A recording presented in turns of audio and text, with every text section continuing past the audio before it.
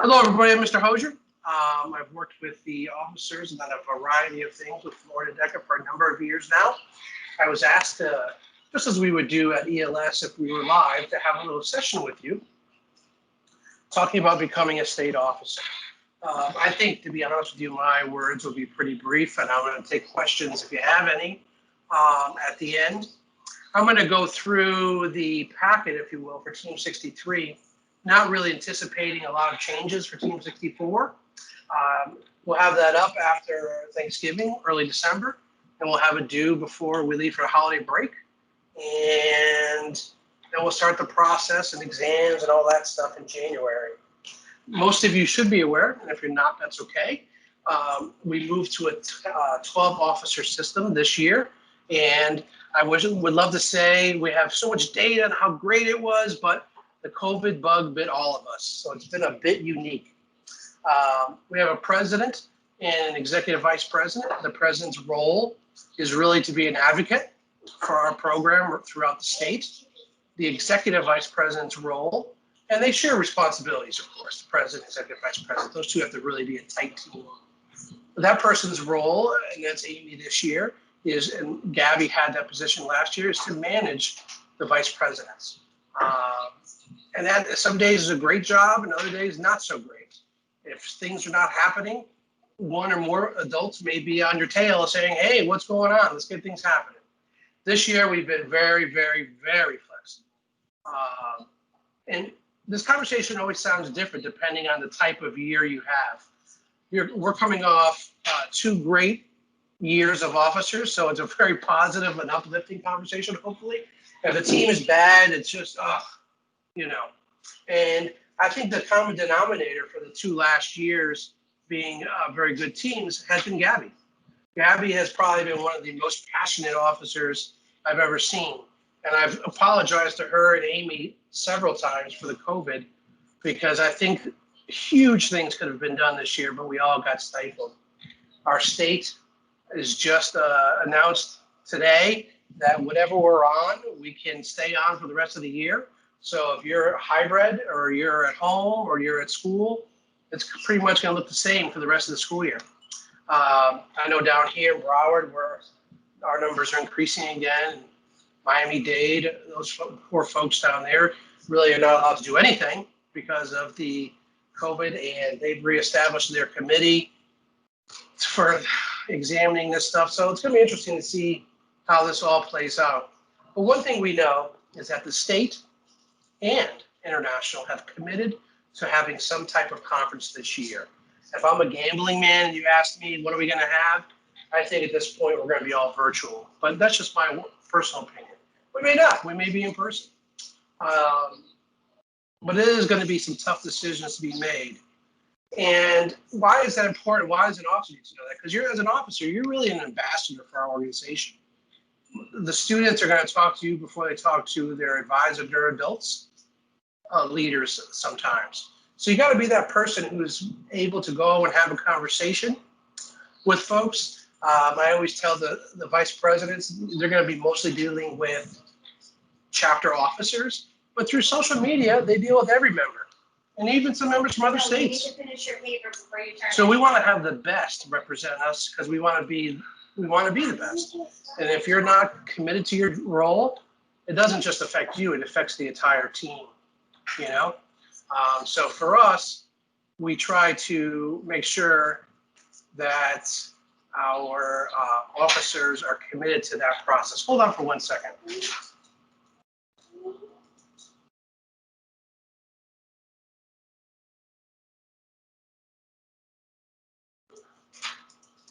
My apologies. Just like you got to be flexible, things are going to happen. I'm going to go through the packet to kind of show you a little bit more, and then I'll take some Q&A. I was told I was made a presenter, so let me go ahead and present. When you're on Florida DECA's webpage, it's going to be under officers. It says Team 64 information. I'm assuming this is the page you're seeing. Is that correct, Amy? You're seeing the website? Yeah. Thank you. Okay. Team 64 information coming this fall. It's going to be obviously a little little later, early after Thanksgiving. Probably work out over Thanksgiving. The Team 63 packet, again, I'm not anticipating a major change. So let's take a look at it. This packet is downloadable. It is a PDF fill-in, so you can type. We prefer it that way, so that you can go ahead and submit it. You submit the entire packet. You just download it here.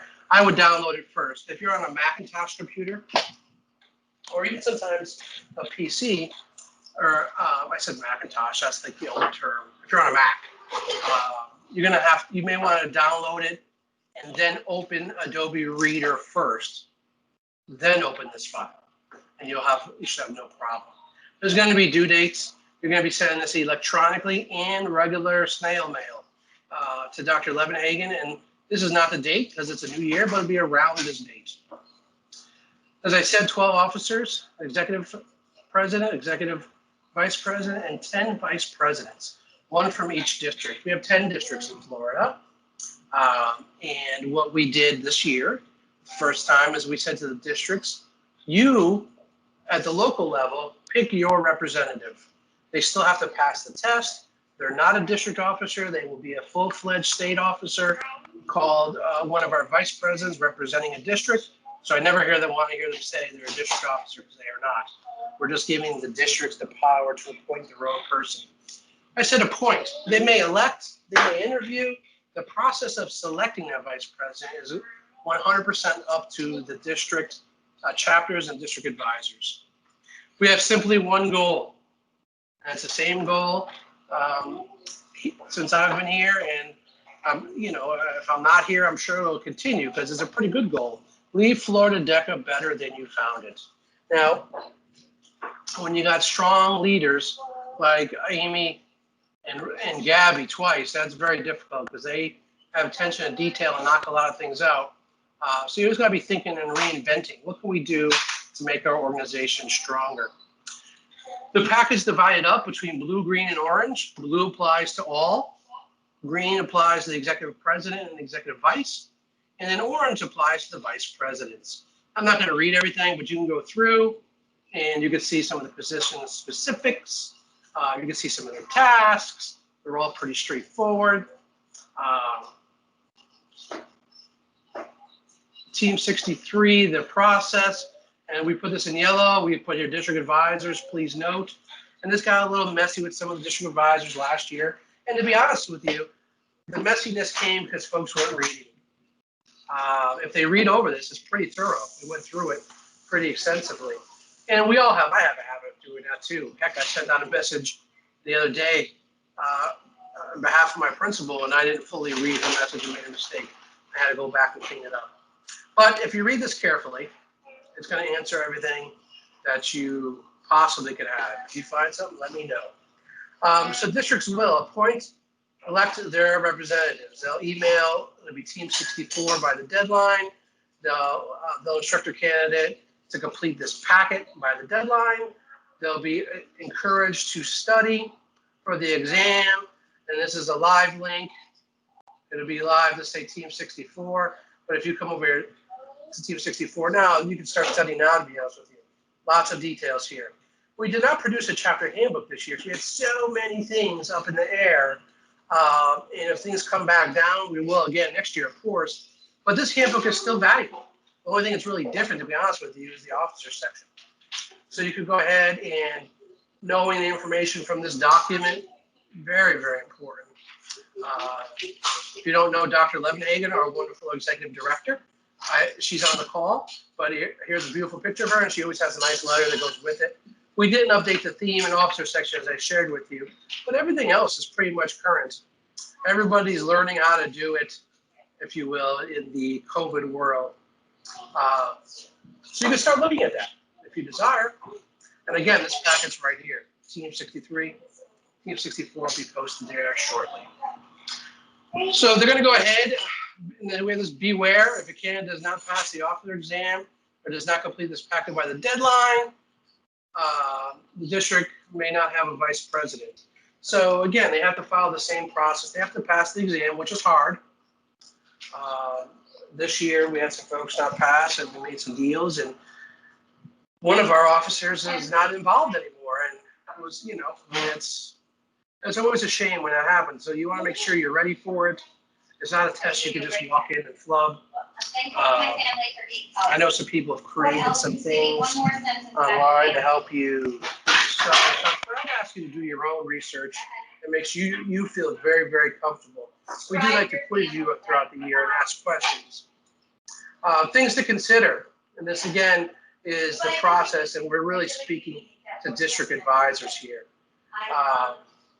This process is for one of the best leaders from your district.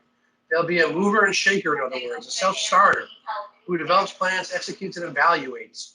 Right. So this position is not for a slacker. If a slacker gets in, we're only going to be as strong as our weakest link, and we don't want to have that. So how can, as a committee, they can discuss presentations, agree on a candidate from your district. Again, how the district decides.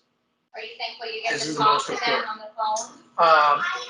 District-wide election, they may have a qualifying exam, they may have an essay presentation, they may do a round robin, like School A has it this year, School B has it next year, and they pick their best. So that's up to the district. We didn't have anything this past year of anyone coming back and saying, my district won't work with me, blah, blah, blah. Because at the end of the day, we're going to push it right back to the district advisors, as they are the ones who will tell us who they would like to have serve and assist them in making their district the absolute best it possibly can be.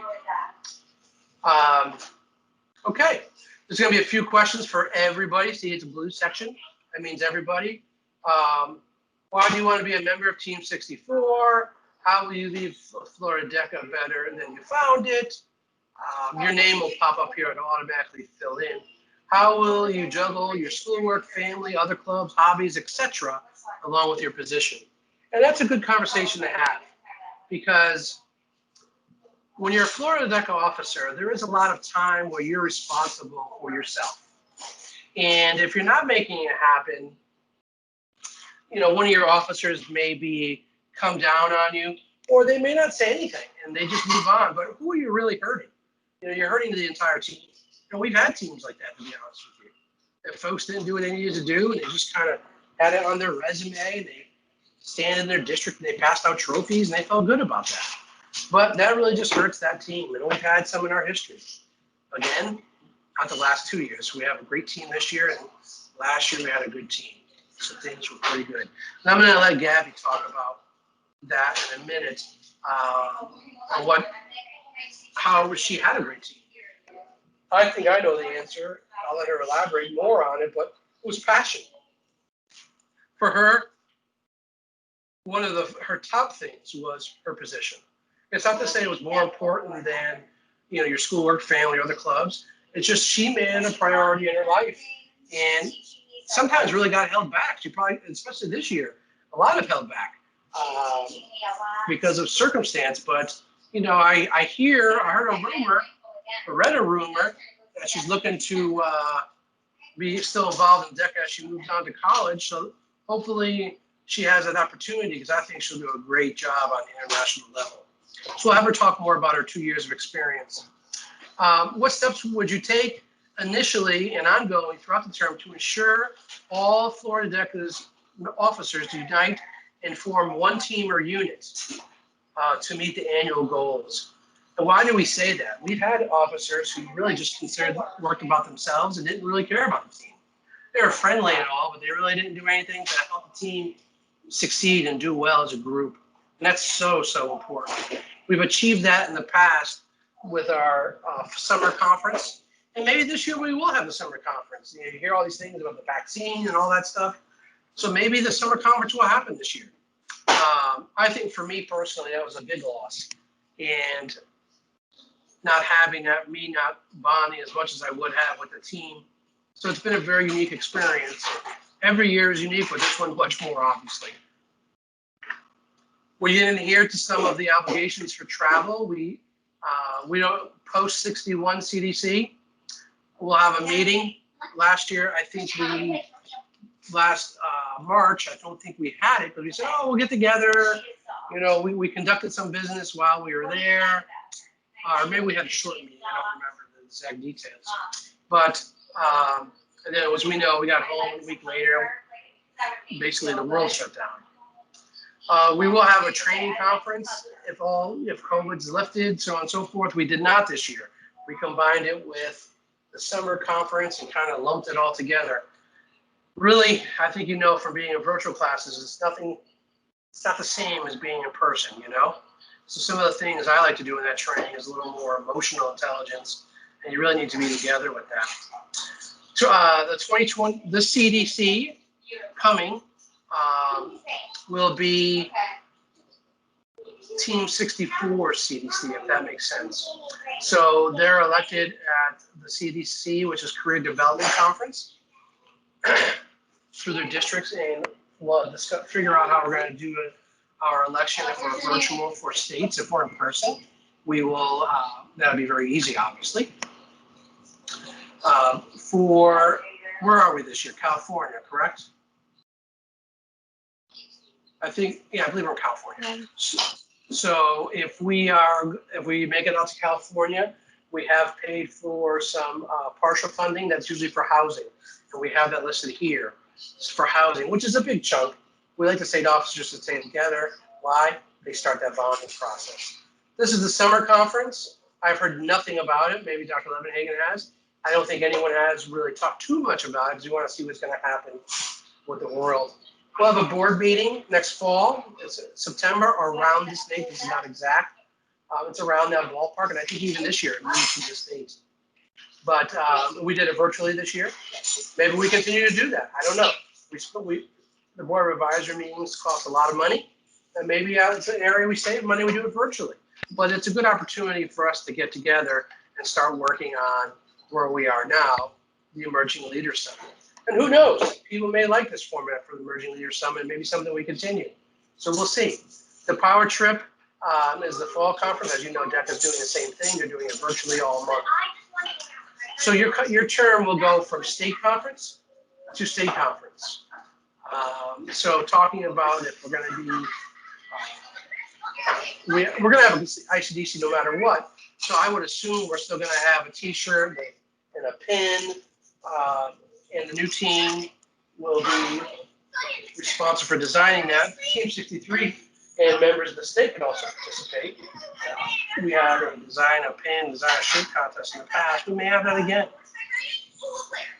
Okay, so when you're traveling, you're considered an independent consultant. What does that mean? You coordinate your own travel. So this is where you got to have a conversation with your parents. You got to have a conversation with your advisor, and make sure everyone's understanding that when you're traveling, your travel has to be approved. So if you're visiting chapters, so on and so forth, we have to approve it. So if you're looking for financing to get back, and it's not like, hey, I'm in South Florida and I want to go to the Panhandle just because. We have a budget, and we've been told to kind of stay within that budget. If we need more, we have to go back and ask. So I think in the budget's $1,000 or maybe $1,200 for the entire team for travel. But I think virtually, on March 12th, no one was a pro at Teams or Zoom. Fast forward a few months, I think we're all pretty good. So that may change also. Your responsibilities, you could read over it. I've been talking about them. You got to schedule some visits. And can these visits still happen virtually? Of course they can. And hopefully they are. I'll check with Gabby and Amy to make sure they're happening. No one's really traveling, so we're not going to be spending that money this year. So that's pretty cool. Save a few bucks. But we lowered state dues this year. So when we say save, we really are not saving as much because we're charging our state members less to help chapters out. All right? Okay, social media. You got to clean your social media. If you got anything, you got some red Solo cups, you got some craziness. Even we don't have TikTok on here, but TikTok now too, and you're shaking a little too much, boys and girls, you got to clean that up. I know people try to be private and they try to have a separate account. Remember, you're like a politician. So if you're doing something you shouldn't be doing, we'll find out. We'll get a copy of it. And then that's an awkward conversation. Remember, you don't want to see me on TikTok shaking my booty, right? Although I'll tell you, I have to shake it. But you don't want to see that. It'd be a big sloppy mess. So the same thing goes for you all. You don't want to see your teachers doing that type of stuff. And for students, again, you're representing the entire association, 10,000 members, you know. Standards to be a candidate, pretty straightforward. Maturity level is my biggest thing. Of course, yeah, you got to get a 70, which is average, by the way, on that exam. A positive score from your written questions. There's one candidate per school that is allowed to run for president and executive president. A chapter may only have one of these two offices and a vice president. So there potentially could be an executive president and a vice president from the same chapter as we had this year with Jupiter High School. Pretty straightforward. Once everything due, you got to take a picture, you got to email it. You could read over this as you see everything is in red. It's very laid out, very detailed. Campaigning for this is green, so we know this is for the executive president and executive vice president. They can have a booth that states if we are in presence. If we're not, and we're going to have an election, we're going to figure something out online to have a booth online. And we know it's possible. We've seen it done. I'm not involved in that planning yet. I'm assuming I will be. And if I am, we're going to set that up so that you can do that. The vice presidents will have one booth as a meet and greet. We've bought big banners that announce your team. And then you're there just to meet and greet your constituents. You want to say hello, shake hands, kiss baby, we call it. But in COVID world, we don't shake nor do we kiss, but we pretend we do. All right? Candidate speeches. The VP and EVP will give speeches. We'll have the vice presidents introduce themselves because they'll already be in position, which is pretty cool to have officers in place at states. So you have kind of both teams working together to make the conference happen, which is awesome. This is all things for competitions. Again, a green lies for president, executive president. President caucusing, we'll have caucusing if we're live. But even if we're not live, we may do some caucusing. We're going to take a look at that. Should we have a race? I'd love to have a race and do some caucusing live. It's pretty cool. Voting for the president, vice president. Again, we're going to have to look at this virtually. Dr. Levenhagen will have to make some decisions because usually a chapter has to be at the conference to vote. And it's usually one vote per 25 members or portion thereof. So if you have 101 members, you get 5 votes. All right, so that's how that works. And usually I send out to the candidates the amount of votes every chapter has so they can know. And if you want to know the truth, you say, well, I'm going to go for the big chapters. I'm going to go for the Cypress Bay and the Stoneman Douglas and the Terravella. They're all in the top 10 of the world, so I'm just going to go to them. You can have all of them and still lose. You got to, and the numbers, you'll see the numbers, how they work out. This game is really won if you're going to run for executive president, executive vice president. It's really won with the chapters. Sorry, I just got a text. I thought that was a text. I slept someone. I left school very late, and I thought one of our staff members had an accident. He just texted me he did. It was a student. That's awkward. That happened to me once. Team uniform. We're going to have a uniform. My partner in crime, Ms. DeLeonardo, is really in charge of that. She does a much better job than I ever did. But usually that is billed. That's an approximate cost. It may vary. She's frugal, so she probably has gotten this price down a little bit. But you want to have a conversation with your chapter advisors. Is the chapter going to pay for it? Or is are you going to pay for it? When I was a chapter advisor, I am no longer a chapter advisor. But when I was, well, I shouldn't say that. I'm a third chapter advisor at the school now. But when I was running a chapter, I usually paid for my officer. But that varies by chapter. You got to have a conversation. Who can proctor your exam? We need administration. So guidance counselor administration, if you have a testing coordinator, it cannot be an advisor, it cannot be a parent. If we have to do it virtually, we're going to set it up. And we may have set up as like a Teams or we're watching you, you know, that type of thing also to make sure it's going well because we may have to do it remotely. So this is kind of up in the air at this moment. So we will look back for our COVID situation in January. So again, if we do it remotely, we may have to set it up so that myself or my partner, Ms. Leonardo, can watch you take your exam and you take it on the computer. No matter what, it will be on the computer. So candidate information, again, just ask for some stuff. Chapter and chapter advisor's role, you want to go over this because your chapter has some responsibilities in putting you forward, but also, you can't be an officer and your chapter doesn't do helping hands, for example, or they don't raise money for the scholarship fund. So it's important that your chapter knows that they got to be involved too and participate in the business plan, which I think we're going to be revealing tomorrow evening. And we put in here about the officer uniform, again, so your chapter see it. Your chapter advisor has to sign this, actually. We don't need two advisors to sign. If you have a lead advisor, that's sufficient. If they both want to sign, great. They're more than welcome. Officer data sheet, pretty straightforward. I will be adding TikTok on here. Probably, we'll keep Facebook, but we know most people are not using it. We'll have to probably redesign this form, which may take a minute. So we may just have you include it on another line. We'll figure that out. Officer clothing, this will go to Ms. Leonardo. This form here, you can download, circle, and such. It's not a fill-in other than your name. And choose your sizes. Be very careful when you're choosing your sizes. She's going to go ahead and start buying things based on that. Acknowledgement and approvals.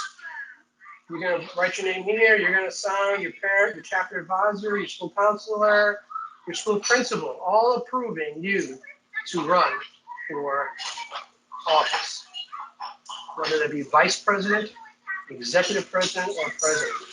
You have to have a letter of recommendation for your chapter advisor. You're going to send all pages of this back electronically and send your official transcript also with it to Dr. Levenhagen. So this will be all updated as far as dates, but it's pretty much straightforward. We need a picture that looks like this. We call a headshot. See how I typed over here the types? Because I typed the name on the first page. This is, again, a green, so we know this is the president, executive vice president. They have a budget of no more than $1,500 to spend on the campaign. And this year, they should spend nowhere near that, not even maybe $100 if they had to, because we're not live. So you don't have to give anything out or do anything. If we are live, that may change. And you may have an opportunity to order some things and pass them out.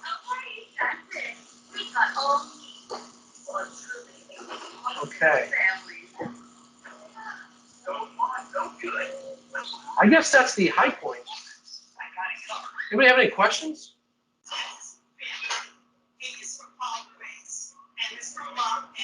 Dr. Lebanon, anything I missed you want to add? I think you're muted, darling. Okay, hello everybody, and I'm glad that you're showing an interest. Mr. Hosier has some very wise words, and you need to make sure you take them just exactly as he means them. So if you're really dedicated and really want to make a difference, then we'd really love to have you run for office, whether it's the executive ones or the vice presidents. We've got how many slots to fill, Mr. Hosier? 12, ma'am. Yes, ma'am. 12. Yeah. So it's a good thing to do. And I look forward to seeing the applications from everybody. Awesome. Gabby, why don't you talk about your experience? Because you've had two, is she on? She was. Yeah, I'm here. Yeah, you've had two really different experiences. No. Someone asked a question in the chat. They're asking when the application is due. It'll probably be due the last week before break. What's that, the 19th or so? December-ish? Yeah, I think it's December. That-ish, definitely. Before we go to holiday break. Gabby, why don't you talk about last year's experience? As an executive vice president, of course, you can talk about your COVID experience, but hopefully that won't apply for next year. I'm going to eat some almonds while you're doing that. Go ahead. Sounds like a plan. So, hi guys, my name is Gabby. I'm the current president this year. And even though it's been a rough year, I have still loved every second of it. I ran as a sophomore, and please do not get discouraged by that long application. I was getting like memories from when I first filled it out, and I'm like sad now because I remember that excitement that I had when I was filling that out, yet at the same time, nervousness. Study for that exam. Please do. But when I was executive vice president my sophomore year, it changed my life. Meeting the people on my team, while we fought sometimes, we are still best of friends today. The people that I met through DECA are my best friends today. We go on vacation together. It's pretty fun. But the things that I've learned from Mr. Hosier and Miss D, it's just been a fantastic opportunity. But I will warn you, like Mr. Hosier said, if you were doing this for a resume or DECA is just kind of like a side hobby, you will not make it. You will get to training and you'll be like, yeah, never mind. Don't waste your time. If you're passionate and serious about this organization and about all the members in this entire state, then by all means, please apply. It is a life-changing opportunity. We got to go to California. I went to Power Trip in DC, and just the connections that you make with people from all over. I learned a lot through a lot of mistakes.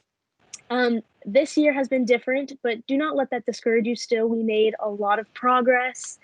I love my team that I'm working with now. They're also my best friends. We all hang out virtually sometimes, but I've met a couple of them, at Disney or something like that.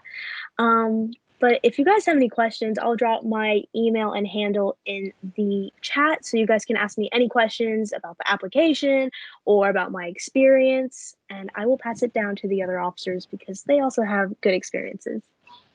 Amy, why don't you go ahead? I was Amy's advisor, not this year, which is very sad. Hopefully for both of us, but definitely for me. You too, Hose. I miss But her quality is stellar.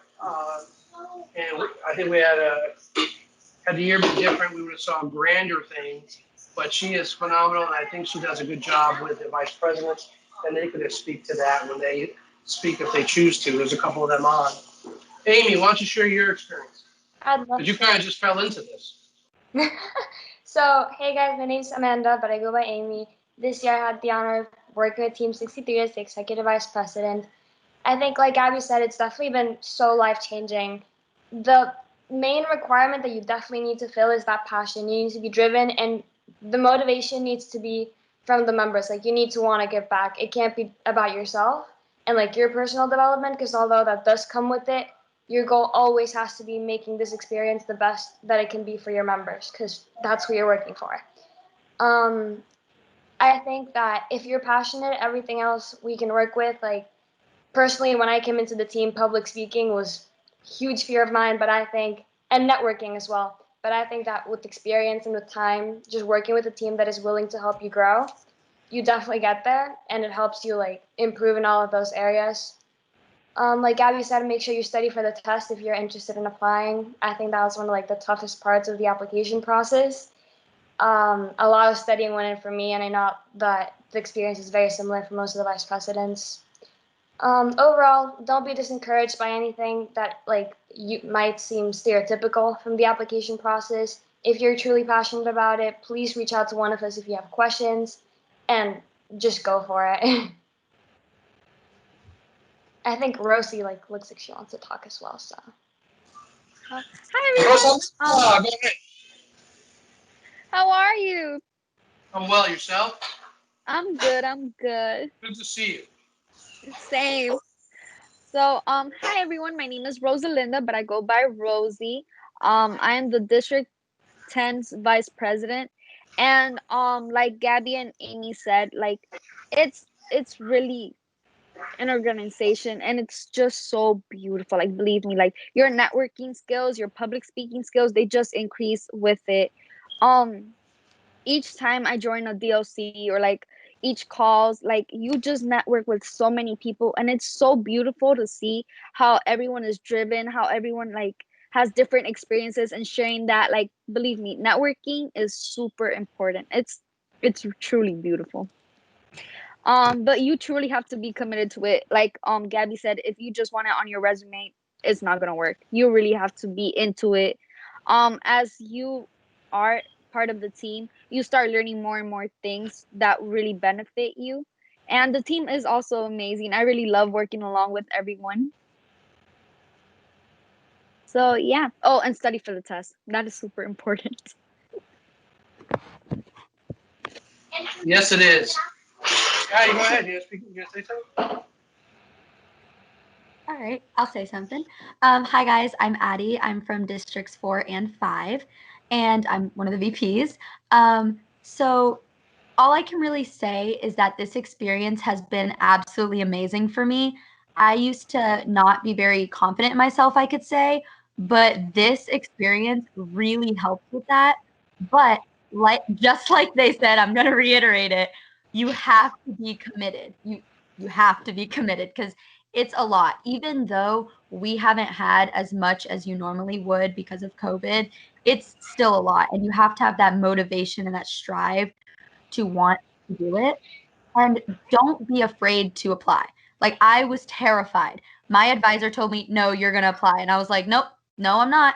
No, I'm not. And then she forced me to. And I will be forever grateful that she did because I was terrified. I was like, I'm not going to get it. I'm not going to get it. But I'm here. So don't be afraid to do it and really study for that test. Trust me, guys. Trust me. It's hard. Study. But yeah, that's really all I got to say. Okay, is there any other vice presidents on the line? Gabby, Tenderoni's not here. Is that because you beat her in the election and she's still upset, or what? That's a story for another time. Awkward. Yeah, everybody who knows. Gabby Don't ran say that. against her best friend for senior class president. Awkward. And Gabby won. And her That's best another thing friend, that DECA prepared me for. and her best friend is the vice president of DECA State, so 63. Very awkward. Gabby created this situation for us. Any other questions? Our guests, speak up. We want to hear you. Mr. Hosier, when will the application be ready? I shared during my presentation the first week of December. Give folks a couple weeks to get it out. Let me look at the calendar here. Yeah, that'll still give folks, 2.5 weeks to make it happen. Yeah, And testing will be in January? if that's okay with you. That's fine. It's good. We want to give the district some time, the districts some time. I think last year we even moved. We probably need to send an email out to the districts to start getting on that now and see if they can make it happen by Christmas break. And if they can't, we may need to revisit that before we put the actual application out. Because realistically, I don't need to have it before Christmas. We'll figure it out, but that's the goal at this point. And I think a big consideration is, are we going to be virtual for states or not? So I think putting it off to the latest we can go is going to be, so we won't hide it from you. We have to wait till January because it isn't even opened yet and won't even talk to us. Yeah. Holy cow, I didn't know that. So we'll figure it out. Team 63 will be announcing it for sure, so don't sweat. Anyone else have a question for us? I see some advisors on here. Dawn, I'd love to see your face. I'd love to see your face. Mr. Hosier? Smith. Go ahead, Rosalinda.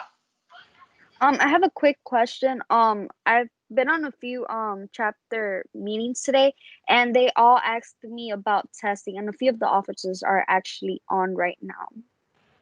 When you say testing, are you talking about competition testing or Yes, competition testing. That's really a district decision. So you're gonna have to reach out to your district advisor here, and they're gonna handle it. Every district is different. Right? Everyone's doing it online. Well, I think at this point everybody's online. Broward, I think, was the last holdout, if you will. We were still doing paper and pencil, but we've been online now, and I know ours is given over a week. And chapters schedule it with Mr. Goldfinger. Actually, he's one of our district advisors. But every district does it different. So you have to reach out to your folks, my friend. I kind of did, and they told me they didn't have much information as of yet.